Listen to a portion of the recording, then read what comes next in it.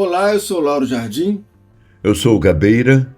Eu e Gabeira estamos hoje aqui, como em todas as terças-feiras, para bater nosso papo semanal sobre os assuntos quentes do Brasil.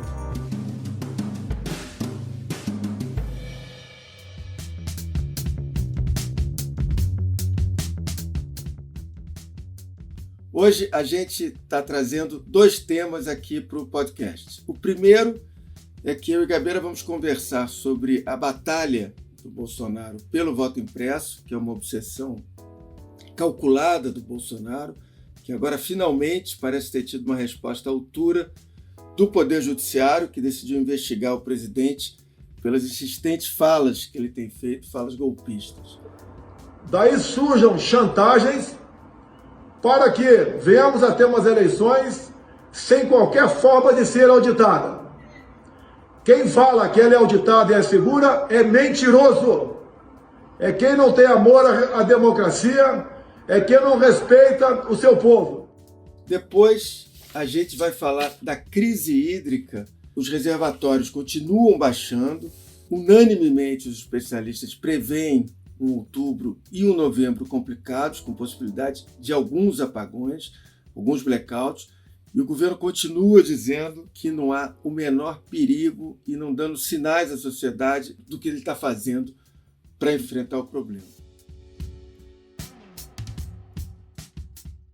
Gabeira, vamos começar com o nosso primeiro assunto, a campanha pelo voto impresso, que dia sim, dia também, o Bolsonaro propaga em entrevistas, nas conversas com apoiadores no Cercadinho da Alvorada, naquela live especial da semana passada, sempre com as falas invariavelmente golpistas, ameaçando a realização de eleições no ano que vem, e insistindo que as urnas eletrônicas não são confiáveis.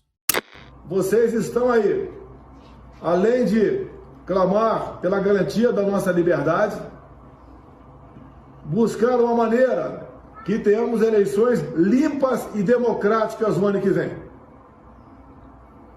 Sem eleições limpa e democrática, não haverá eleição. E é impressionante, Gabeira, que num país que tem 14 milhões de desempregados, a gente não vê o Bolsonaro falando em desenvolvimento econômico, em solução para diminuir taxa de desemprego.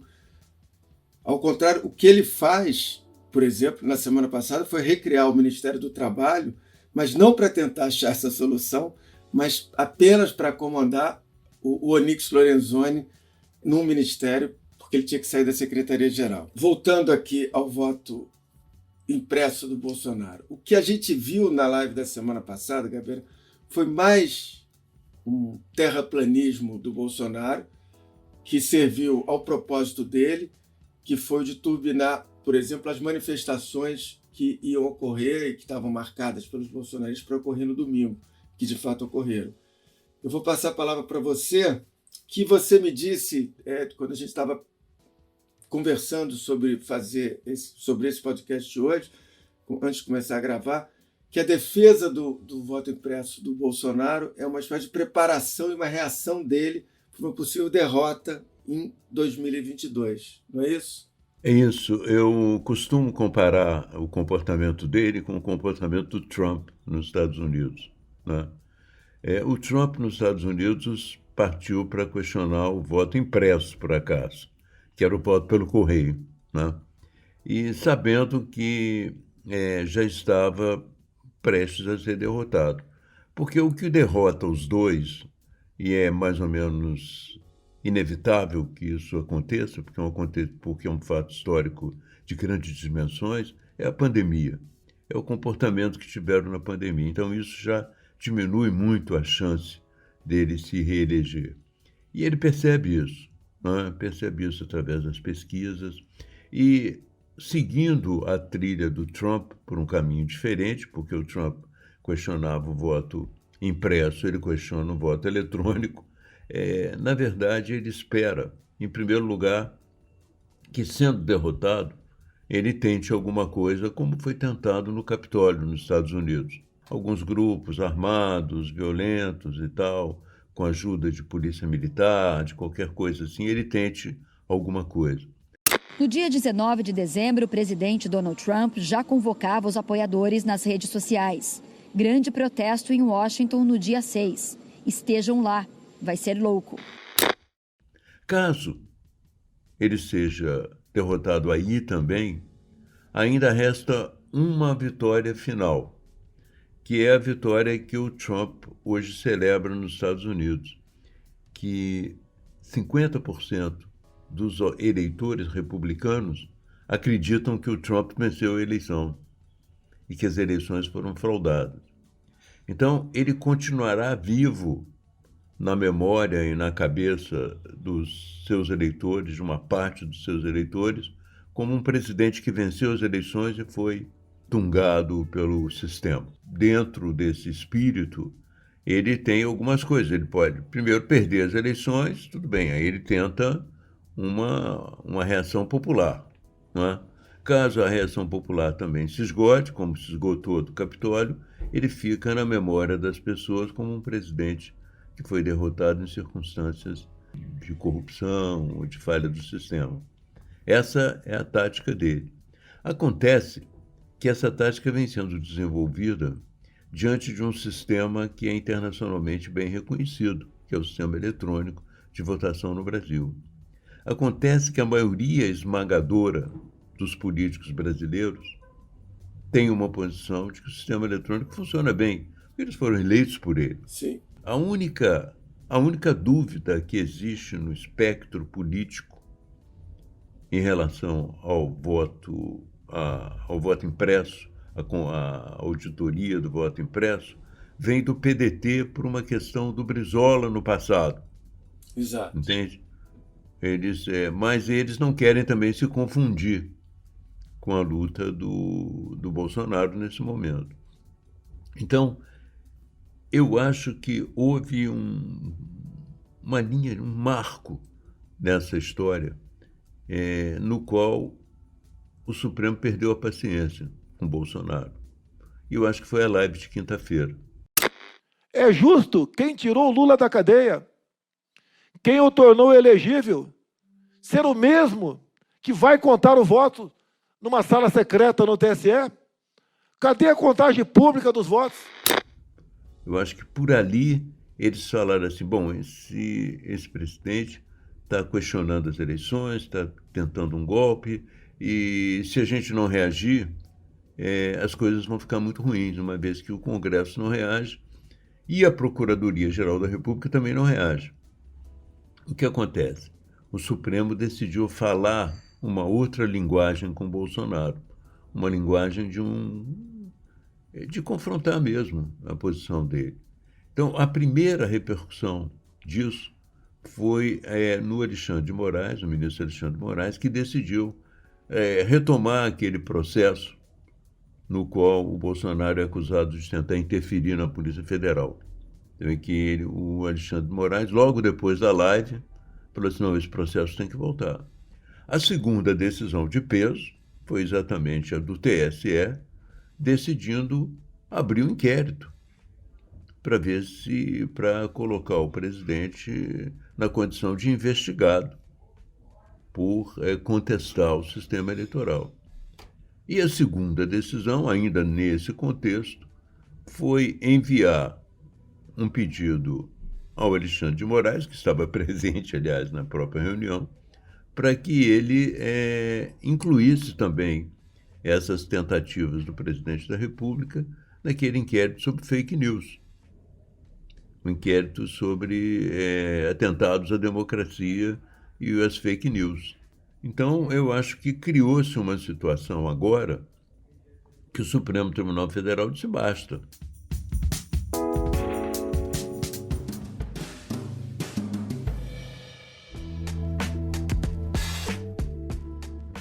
Na verdade, se a gente for pegar a movimentação do Bolsonaro nos últimos meses, fica meio sem sentido. Por exemplo, o Fux, presidente do Supremo, estava tentando 2 semanas atrás, dizendo que quando voltasse do recesso, queria fazer uma nova reunião entre presidentes dos 3 poderes, juntar novamente ele, Fux, presidente Bolsonaro, o Arthur Lira e o Rodrigo Pacheco para uma reunião. Agora, essas reuniões já aconteceram, eu acho que já se provou que essas reuniões não têm nenhuma consequência prática. O Bolsonaro participa delas, ele parece um zumbi, o que ele ouve ele não leva para frente, assim como eu acho que caiu no descrédito, no ridículo, qualquer tentativa de ministro que chega para trabalhar com o Bolsonaro e tentar fazê-lo uma pessoa mais moderada. Isso já aconteceu, a gente sabe. Isso virou uma piada no Uma Brasil, piada, né? os militares iam Tudo fazer acontece isso com o Bolsonaro. o Bolsonaro vai ficar mais moderado. Essa frase não resiste 30 segundos, era o Bolsonaro. Depois teve uma época que parecia que o Fábio Faria, que de fato é um político todo, que em geral não gosta de briga, é um sujeito que gosta de conciliar, que o Fábio Faria ia conseguir botar o Bolsonaro. Nada, o Fábio Faria foi deglutido pelaquela coisa. E agora é o Ciro Nogueira, que também é um político todo maneiroso e tal. E aí, na conversa inicial, até publiquei isso que eles tiveram, quando o Ciro Nogueira, terça-feira passada, aceitou oficialmente o convite, ele pediu ao Bolsonaro moderação, etc. Parece que o Bolsonaro prometeu alguma moderação, e o que se viu foi que na semana passada foi a menos moderada de todas. Radicalizou, É acreditar em Papai Noel, não há sentido nisso. Quer dizer, eu acho que tem que parar um pouco com a ideia de juntar a palavra Bolsonaro com a palavra moderado, e essas tentativas do Fux de tentar reunir presidentes dos poderes para conversar e tentar chegar a algum tipo de... Mas eu acho que a última nota do Fux, no meu entender, ela já dá essa sensação de que acabou, né? Ele falou, olha, o respeito às instituições é o fundamental, a independência dos poderes não autoriza as pessoas a questionar as instituições e tal. Ele já parece também que para ele já deu. Eu acho que, de alguma maneira, para a sociedade inteira que não é bolsonarista radical, já deu. E o que a gente tem que fazer é tentar controlar o Bolsonaro até as eleições, considerando que, efetivamente, eu acho que o impeachment está fora de pauta, não vai dar tempo, o Congresso não quer fazer, o Centrão não quer fazer. Eu acho que é trabalhar em torno disso e eu acho que, nesse sentido, foi muito importante o que o TSE fez ontem, de forma unânime, de colocar, ou tentar colocar uma barreira para o Bolsonaro. Exatamente, eu acho que ontem foi um marco, né? Eles perderam a paciência e ontem falaram, olha, nossa posição é essa. A harmonia e a independência entre os poderes não implicam impunidade de atos que exorbitem o necessário respeito às instituições. Permanecemos atentos aos ataques de inverdades à honra dos cidadãos que se dedicam à causa pública. Ferem não apenas biografias individuais, mas corroem sorrateiramente os valores democráticos consolidados ao longo de anos. E o Barroso tem feito discursos. O Barroso tem feito todo o possível para mostrar que o sistema é muitas vezes auditável, que o sistema é internacionalmente reconhecido. Uma das manifestações do autoritarismo no mundo contemporâneo é precisamente o ataque às instituições, inclusive às instituições eleitorais que garantem um processo legítimo de condução aos mais elevados cargos da República. Ele fez até algumas intervenções em inglês, francês e espanhol para defender o sistema. E ontem ele fez também uma longa exposição sobre o assunto, mostrando como o voto impresso acaba sendo muito mais suscetível de fraudes e de toda sorte de erros do que o voto eletrônico, né? Ele mostra, por exemplo, como o voto impresso tem que ser transportado. Ele relembra a história do voto impresso no Brasil, né? Então, tudo isso, para a população, ficou muito claro. Tanto que outro dia, numa manifestação, tinha alguém com um cartaz dizendo queremos de novo o orelhão com as fichas, porque o voto impresso acabou tendo essa característica, né, de querer de volta o orelhão e as fichas na banca de jornal para você usar o orelhão. Ou de volta às velas em vez de energia elétrica. Aliás, com a possibilidade de racionamento de energia, pode ser até que o Bolsonaro surja com essa ideia. Funciona.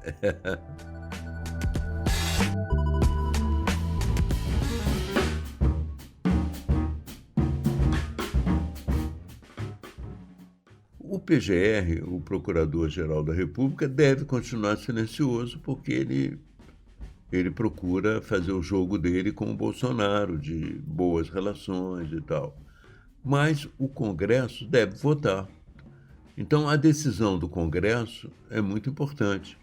Existia uma esperança de que o Ciro Nogueira fosse virar o jogo a favor do voto impresso.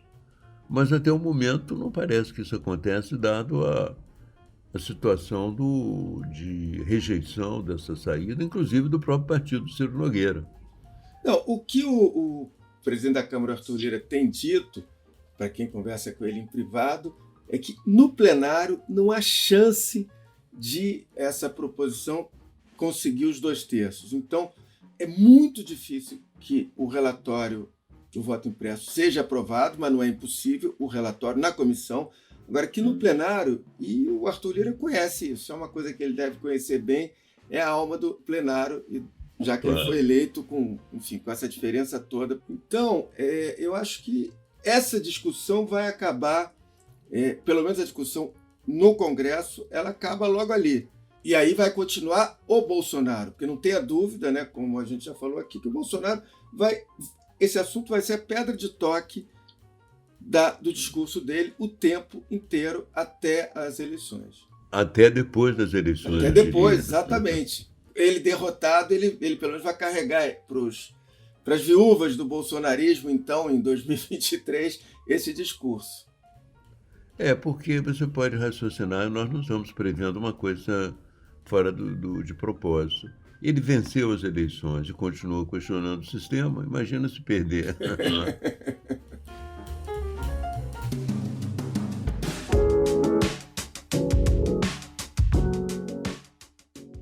Vamos para o nosso segundo tema de hoje, que é a crise hídrica. Gabeira, as previsões são todas pessimistas.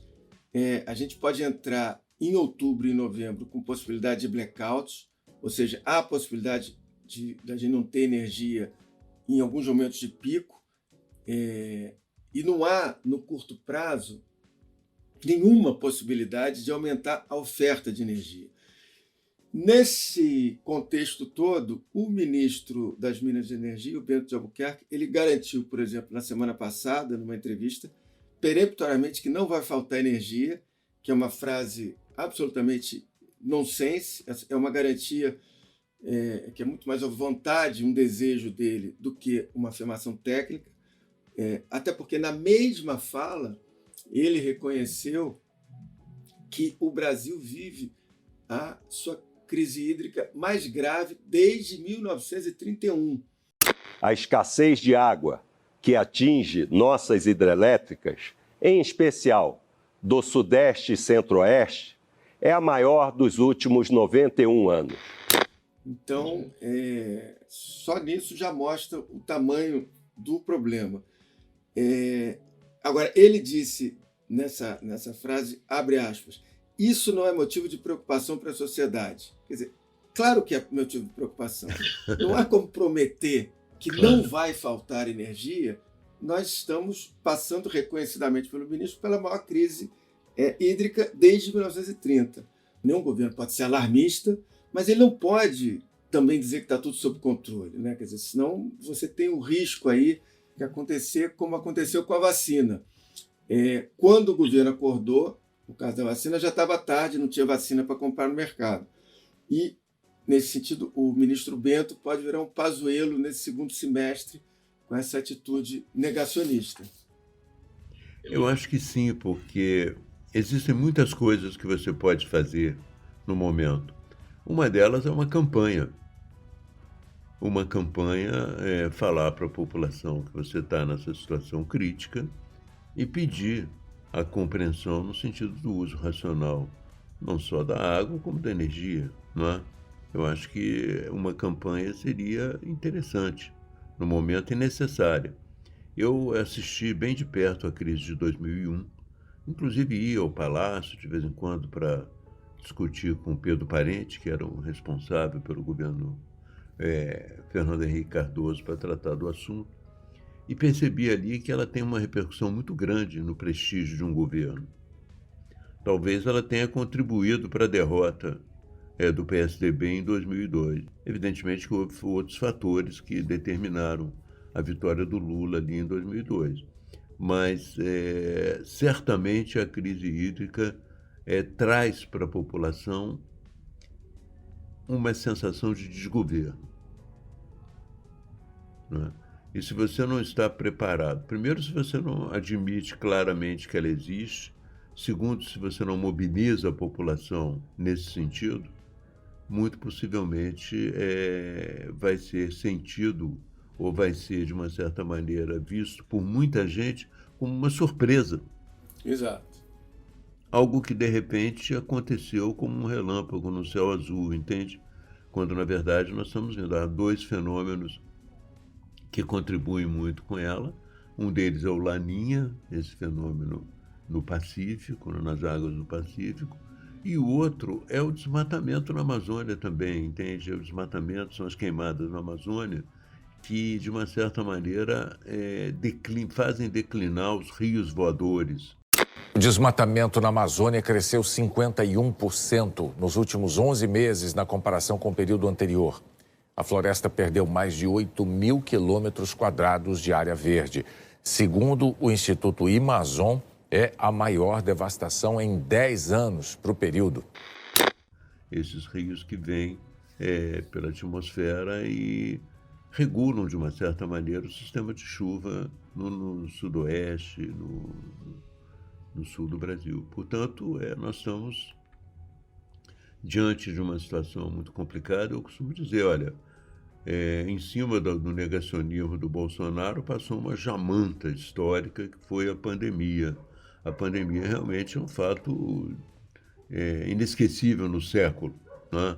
Mas vem outro caminhão aí, não tão pesado, mas que vai passar de novo por cima, que é a crise hídrica, entende? E eles continuam com a mesma política de negar, né? Eles negam a pandemia, negam o aquecimento global e suas consequências, e agora negam também a crise hídrica. Então, a situação vai ser cada vez mais complicada, entende?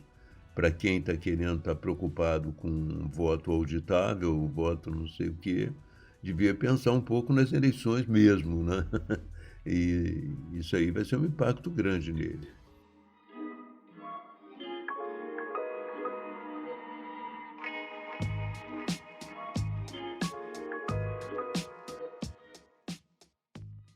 E tem uma outra coisa também que eu conversando com, enfim, especialistas no setor, se o Brasil, ainda que o Brasil consiga, dependendo muito de São Pedro e tal, consiga passar outubro e novembro, que são os meses mais pesados, depois, em princípio, no início de dezembro, começa a temporada de chuvas, o país obrigatoriamente vai entrar 2022 com os reservatórios em níveis mais baixos do que entrou em 2021. Então, ele, de novo, em princípio, vai passar pelos mesmos problemas no segundo semestre do ano que vem. Claro, nesse sentido, você hoje tem mais tempo para tentar enfrentar o que vai acontecer ano que vem. Mas, de novo, o alerta aconteça o que acontecer de agora até dezembro, em janeiro o Brasil começa o ano com os reservatórios em situação pior do que começou esse ano de 2021. E não se buscam as saídas de ampliar as fontes alternativas. Ontem o Adriano Pires, que você ouviu, ele publicou um artigo dizendo que o Brasil perde uma Itaipu ao reinjetar o gás que é tirado da exploração do petróleo. Ao invés de reinjetar esse gás, ele poderia utilizá-lo. E mostra que países como a Noruega, por exemplo, utilizam muito mais o gás do que o Brasil. Portanto, o Brasil teria soluções estratégicas, poderia trabalhar soluções estratégicas, mas não existe estratégia, é o dia a dia. O Bolsonaro toca o governo no dia a dia, entende? Nas manifestações da semana. Ele não tem a mínima noção do que pode fazer em termos de alterar o quadro, que já é melhor do que 2001. Quer dizer, o país está um pouco melhor aparelhado do que em 2001, mas parece que a crise é maior do que a de 2001. A diferença em relação a 2001, talvez a diferença maior, é que em 2001, quando teve a crise de energia no governo Fernando Henrique, o Brasil dependia da energia gerada nas hidrelétricas. 90% da nossa matriz energética vinha dessas hidrelétricas. Hoje isso mudou, só 64%, não é pouco, mas 64% vem das hidrelétricas, o resto vem das térmicas, que elas são caras e poluentes, mas também vem das eólicas e de energia solar. Quer dizer, já tem aí... A eólica cresceu muito, né? Sim. Agora, o Bolsonaro, como você disse, a única manifestação que eu consegui ver nesses últimos 30 dias dele sobre o assunto foi ontem, falando de horário de verão, que eu acho que é o máximo que ele consegue entender como crise de energia. Se vai ter ou não horário de verão, que em princípio ele é contra, mas se dissesse que a população quiser. É tão absurda a situação que o que ele falou ontem na conversa com os apoiadores, Gabeira, o que ele falou foi o seguinte: tem uma rádio, que ele não disse exatamente qual é, que ele confia muito e que ele vai pedir para a rádio fazer uma enquete, e se a maioria da população quiser a volta do horário de verão, ele topa fazer a volta do horário de verão. Se a maioria da população quiser, né, a volta, eu posso fazer isso aí. Tá? Me deu até uma ideia. Eu quero falar, tem uma rádio que eu ouço quase sempre, né? Vocês podem fazer a mesma coisa e fazer uma pesquisa na rádio, se tiver um link para isso, faça uma pesquisa e vamos ver como é que fica a vontade popular. Isso é, em princípio, o que pareceu ser a saída dele para a crise de energia. É muito constrangedor isso tudo. Vamos esperar e vamos tocar o barco, porque por aí vem mais crise.